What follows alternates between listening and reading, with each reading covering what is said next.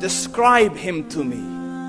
And Muslims, look at the description of your Rasul. And for some, this would be the first time you hear what your Prophet looked like. I saw a man of striking appearance. ظاهر الوضاء أبلج الوجه, radiant face, حسن الخلق, beautifully created. لم تعبه الثجلة, his belly wasn't protruding. وَلَمْ تُزْرِ بِهِ السَّعْلَةِ, nor was his head disproportionate and small. وَسِيمٌ قَسِيم, proportionate and delicate, finely made, a specimen of a creation. فِي عَيْنَيْهِ دَعَجْ, and his eyes there was a contrast. The dark was immensely dark, the white was excessively white. وَفِي أَشْفَارِهِ وَطْفٌ, and his eyelashes were long. وَفِي صَوْتِهِ صَهْل, and in his voice was a natural echo. وَفِي عُنُقِهِ سَطَعٌ, and his neck was elegantly long. وَفِي لِحْيَتِهِ كَثَاثَةٌ, his beard was full and thick. أَزَجْ أَقْرَنٌ, his eyebrows were arched, but they were not joined. It was separated. In Samat فَعَلَيْهِ الْوَقَارِ, when he was silent, dignity covered him. وَإِن تَكَلَّمَ سَمَاهُ وَعَلَاهُ الْبَهَاءِ, and when he spoke, it was audible and clear, almost commanding and overtaking. أَجْمَلَ النَّاسِ وَأَبْهَاهُمْ مِنْ بَعِيدٍ, from afar the most striking and outstanding in appearance. وَأَحْسَنُهُمْ وَأَجْمَلُهُمْ مِنْ قَرِيبٍ, and when he came near, the best of them and the most handsome of them in closeness. حُلْوُ الْمَنْطِقِ, such an exalted and sweet level of logic. Like when he used to speak, it was so coherently logical, it was smooth and easy to understand.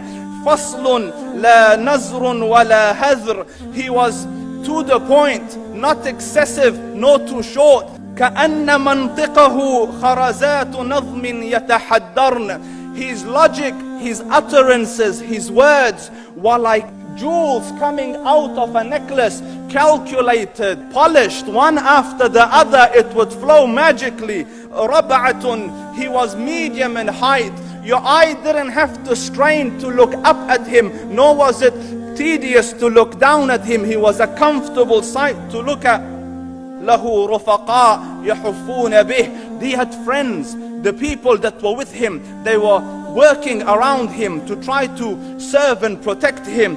إِنْ قَالَ سَمِعُوا لِقَوْلِهِ, when he used to say something, they used to hearken to what he used to say. وَإِنْ أَمَرَ تَبَادَرُوا إِلَىٰ أَمْرِهِ, when he commanded, they used to compete to fulfill the command.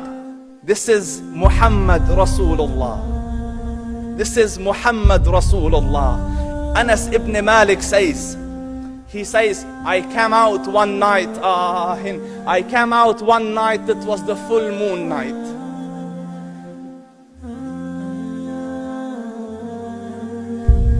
And I looked at the moon, and in the desert, understand, the moon is an awesome sight. It is smooth, it is radiant, it is clear, it is gentle compared to the scorching sun at which they are used to. So the moon was the epitome of beauty. So he says, I came out at a full moon night and I looked at the moon and I saw it beautiful, handsome. So I said, let me go see if the moon is more handsome or my Prophet is more handsome. Let me see if that is more beautiful or the Prophet is more beautiful. So I went and I saw him standing afar.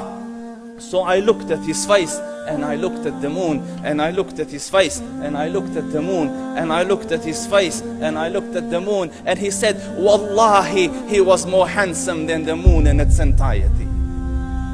That is just the look of your Rasul.